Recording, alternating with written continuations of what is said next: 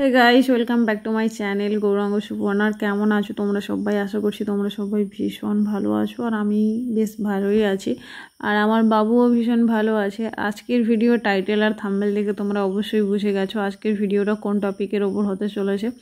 তো অনেক দিন পর আমি আবার একটা ব্লগ দিচ্ছি, আর যেহেতু বেবি হয়ে গেছে আর কি বলবো, প্রচুর ব্যস্ত থাকি, সময় পাই না সেরকম একটা ভিডিও শ্যুট করার মতন। শর্ট ভিডিওগুলো আপলোড করি, অবশ্যই তোমরা একটু চেক আউট করে নিও। তো যাই হোক, আজকের এসছি একটা বিয়ে বাড়িতে, আর বাবুর কিন্তু আজকের এটা হলো ফার্স্ট টাইম বিয়ে বাড়ি, মানে বাবুর জীবনে প্রথম বিয়ে বাড়ি হলো এটা। আর আজকের এই বিয়ে বাড়িটা হলো মানে তোমাদের দাদা ভাইয়ের বন্ধুর বিয়ে, আর ও যেহেতু বাড়ি নেই, ও কাজে আছে, তো তার জন্য আমি এসছি। আর আমি এসছি বিয়ের দুদিন আগে, আর এটা কিন্তু কাকদ্বীপে আমার বাড়ি থেকে প্রায় অনেকটাই দূরে।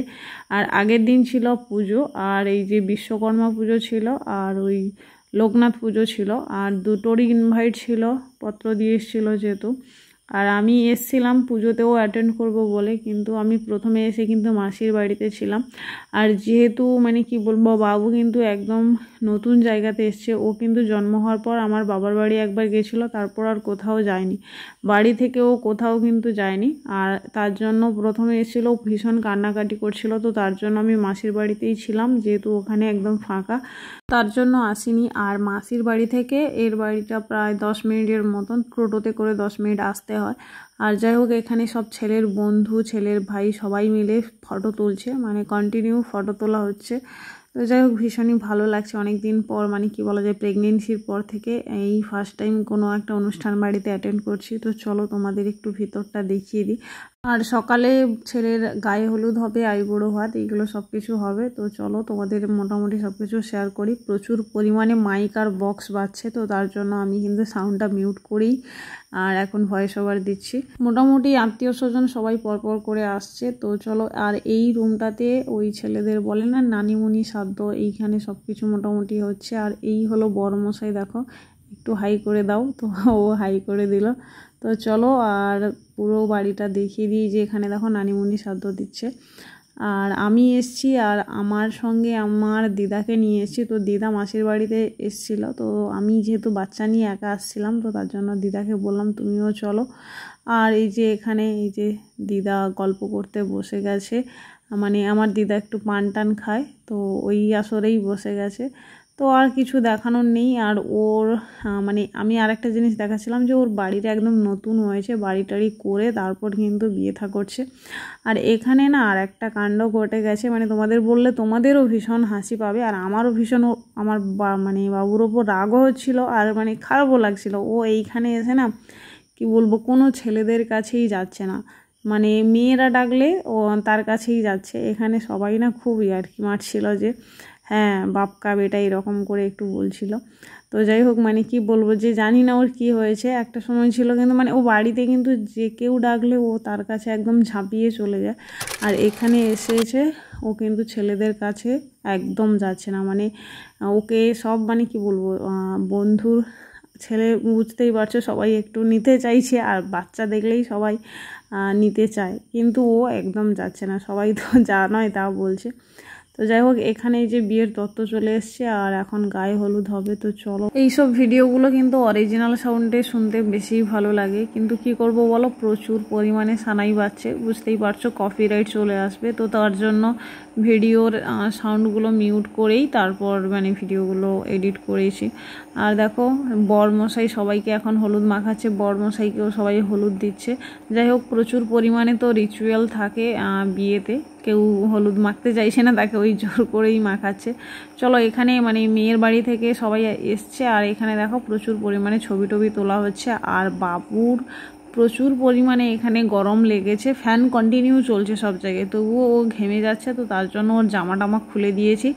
আর ও কিন্তু এই সব দেখছে, মানে হাঁ করেই দেখছে, বুঝতেই পারছো ওর কন্ডিশনটাই, যে দেখো হাঁ করেই দেখছে। গায়ে হলুদের পর স্নান করেছে, ওখানেও বেশ একটু আধটু করে এইরকম নিয়ম থাকে। আমি তোমাদের সঙ্গে সব কিছুটা শেয়ার করিনি, কারণ আমার দ্বারা সম্ভব হয়নি, কারণ বাবুকে নিয়েই আমি কন্টিনিউ ছিলাম, তো তার জন্য সব ভিডিওগুলো আমি ক্যামেরাবন্দি করতে পারিনি। আর এখন আইবুড়ো ভাত হবে, মানে ওই আত্মীয়দের বাড়ি থেকে আইবুড়ো ভাত খাওয়ানো হবে, আর আমিও ওই জামা প্যান্ট মালা ঘুমছে এগুলো নিয়ে এসেছি, ওকে মালাটা পরিয়ে দিচ্ছিলাম। আর তারপর আমি ওকে এরকম বলছিলাম, দেখো তোমার কোমরের সাইজ কিন্তু আমি জানি না, আমাকে বলে দিয়েছিল, তো আমি ওইভাবেই নিয়ে এসেছি। আর তারপর এখন এই কোমরে ঘুমছিটা বেঁধে দিচ্ছি। কয়েক মাস পর আমি আবার ভ্লগ দিচ্ছি। কয়েক মাস পর বললে হয়তো ভুল হবে, 1-1.5 বছর প্রায় হতে গেল আমি একদম ইউটিউবে ইরেগুলার ভিডিও দিচ্ছি। তবে শর্ট ভিডিওগুলো মাঝে মধ্যে না, প্রায় প্রত্যেক দিনই আপলোড দিচ্ছি। তোমরা কারা কারা আমার শর্ট ভিডিওগুলো দেখো অবশ্যই একটু কমেন্ট করে জানাও। তো যাই হোক, আমি মানে এখন ভাবছি যে একটু একটু করে রেগুলার হওয়ার চেষ্টা করব। জানি না কতটা পারবো। প্রায় মানে কি বলবো, আমি প্রেগনেন্সি থেকেই একদম ইউটিউবে ভিডিও আপলোড দেওয়াটা মানে কি বলা যায়, মাঝে মধ্যে করেই দিচ্ছি। কারণ একটা জিনিস যে আমি একা একাই ভিডিও বানাই, এডিট করি, সব কিছুটাই আমাকে একা করতে হয়, মানে হেল্প করার মতন কেউ নেই। জানো তোমরা যারা আমার পুরনো ভিউয়ার্স, তো তারা অবশ্যই জানো যে আমি মানে তোমাদের দাদাভাই বাইরে থাকে। যাই হোক, পুরো প্রেগনেন্সিটাও আমি একা কাটিয়েছি। আর বেবি হয়ে যাওয়ার পর তোমাদের দাদাভাই মাত্র 1 মাসই ছিল, তারপরও চলে গেছে। বুঝতেই পারছো আমাদের মতন এরকম মানে কি বলা যায়, নিম্নবিত্ত ফ্যামিলিতে এটাই হয়। যাই হোক, ছাড়ো ওইসব, অনেক কথাই বলে দিলাম। ভাবছি এখন থেকে 2-4 দিন ছাড়া ছাড়া আমি ভ্লগ দেব। তো তোমরা কারা কারা দেখবে অবশ্যই একটু কমেন্ট করে জানাও। যে আমার ভ্লগ অনেকে কিন্তু এর মাঝখানে আমাকে অনেকেই কমেন্ট করেছে যে দিদি তুমি কেন আর ভিডিও দিচ্ছ না। তো আমার কি বলবো, আমি সে মানে যতটুকু পেরেছি ওই ছোট্ট একটা কমেন্টের মধ্যে রিপ্লাই দেওয়ার চেষ্টা করেছি। আর এখন থেকে বাবুর ভিডিওগুলো তো রেগুলার দিচ্ছি, আর এখন থেকে বড় ভ্লগ দেব ভাবছি। তো তোমরা কারা কারা আমার ভিডিওর জন্য ওয়েট করো বা ভালো লাগে আমার ভিডিও অবশ্যই একটু কমেন্ট করে জানাও। তো ছাড়ো, বাদ দাও, আমার নিজের কথা এখন একটু পরে বলছি। আর এখানে দেখো ওই বর মশাই বসেছে, আর এর পাশে নিদ বর বসেছে। তো আর একটা কথা, আমাদের এই দিকে না যে মানে কি বলবো, একটু আলাদা রকম, একটু না পুরোপুরি আলাদা রকম আমি দেখেছি। মানে শহরের দিকে ওই সব দিকে একদম বিয়েবাড়ির সব রিচুয়াল আলাদা থাকে, আমাদের এই দিকে একদম আলাদা। আমাদের এই দিকে দেখো আইবুড়ো ভাত কিন্তু কি বলবো যে ওই মিষ্টি ফল এই সব দিয়েই দেয়।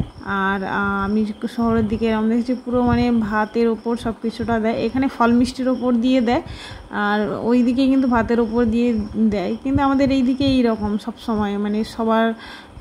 আর যাই হোক, বড়মশাই তো একদম না খেয়েই ছিল সকাল থেকে না, তো তার জন্য মানে আগে দেওয়ার সঙ্গে সঙ্গে কিন্তু খাওয়া স্টার্ট করে দিয়েছে। আর এখানে দেখো ওইভাবেই ছবি তুলছে। তো এ পিসি বোধহয় হয়, আমি ঠিক করে জানি না, ওদের আত্মীয়র সঙ্গে আমার সেরকম একটা পরিচয় নেই।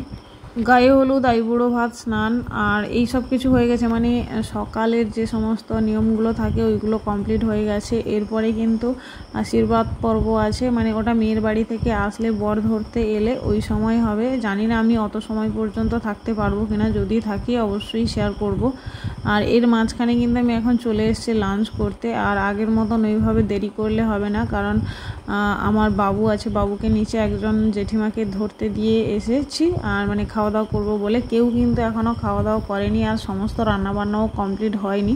বাড়ির যারা আত্মীয় স্বজন বা বাড়ির যতজন মানুষ আছে সবার জন্য একটা আলাদা রান্না হচ্ছে, আর বরযাত্রী যারা আসবে তাদের জন্য একটা আলাদা রান্না হচ্ছে। আগে মানে বাড়ির আত্মীয় স্বজন সবার জন্য রান্নাটা হচ্ছে, ওখানে কিন্তু আর একটা তরকারি বাকি আছে।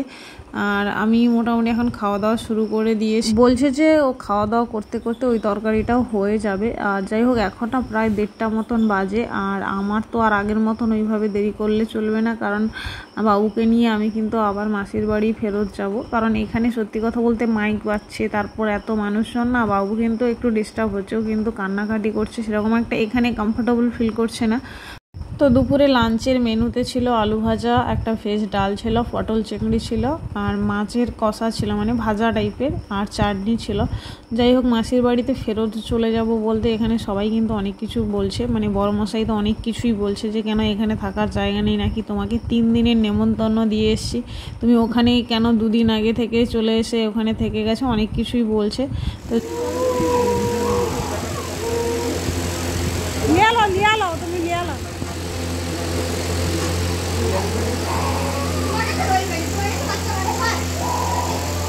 বাবু কিন্তু ওর কাছে একদম থাকতে চাইছে না। ও কেন, কোনো ছেলেদের কাছেই ও একদম থাকতে চাইছে না। প্রচুর হাসাহাসি হচ্ছে এই ব্যাপারটাকে নিয়ে। তো যাই হোক, এর মাঝখানে মেয়ের বাড়ি থেকে লোকজন চলে এসছে। আমিও এর মাঝখানে একটু কাজ করে নিয়েছি, মানে সবাইকে একটু শরবত এইসব দিয়েছিলাম, তবে সব কিছু ক্যামেরাবন্দি করা হয়নি। যাই হোক, আগের কাজ আগে, ক্যামেরাটা পরে হবে।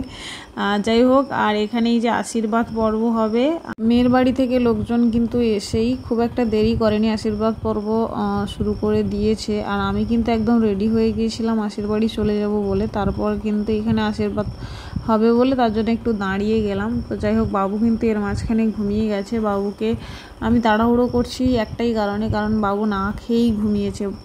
3 থেকে 4 গাল এরকম অল্প একটু একটু করে, মানে ওরা ছোট বাচ্চা, ওদের মানে কি বলবো, যে 3-4 গাল ও শুধু ভাত জল দিয়ে মেখে খাইয়েছি একদম তরল করে। ওতে কিন্তু ওর সেরকম একটা পেটটা ভর্তি হয়নি। আর বুঝতে পেরেছি কিন্তু না খেয়েই ঘুমিয়ে পড়েছে, শুধুমাত্র ওই দুধ খাচ্ছে, আর কিছুই খায়নি। তো চলো আশীর্বাদ পর্বটা দেখো। আশীর্বাদ পর্ব হয়ে গেলেই আমি কিন্তু সঙ্গে সঙ্গে বেরিয়ে পড়বো মাসির বাড়িতে যাওয়ার জন্য। ওখানে কিন্তু বাবুর সব খাওয়ার রেখে এসছি।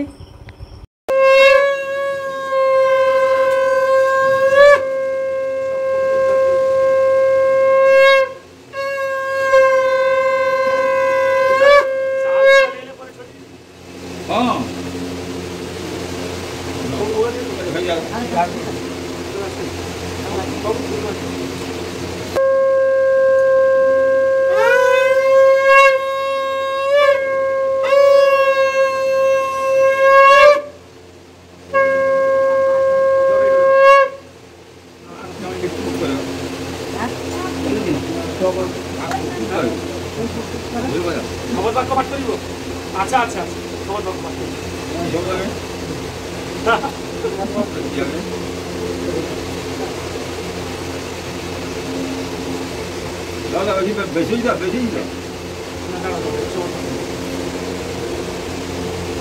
আপনি মেয়ের মামা তো আপনার আমার মেয়েকে আপনার ছেলেকে ওনাদের বলুন, আমার মেয়েকে আপনার ছেলেকে বলো, আরেকবার বলো, আমার মেয়েকে আপনার ছেলেকে আরেকবার, এবার তোমরাই বলো, আমার ছেলেকে আপনার মেয়েকে আরেকবার। এখন চলে এসেছি মাসির বাড়িতে। বাবুকে কিন্তু ঘুমন্ত অবস্থায় নিয়ে এসেছি, আর ওকে এই যে দেখো শুইয়ে দিয়েছি। আর রাত্রে কিন্তু বিয়ে বাড়িতে যাব, তার ব্লগটা নেক্সট দিন আসছে, অবশ্যই ওয়েট করো। টাটা।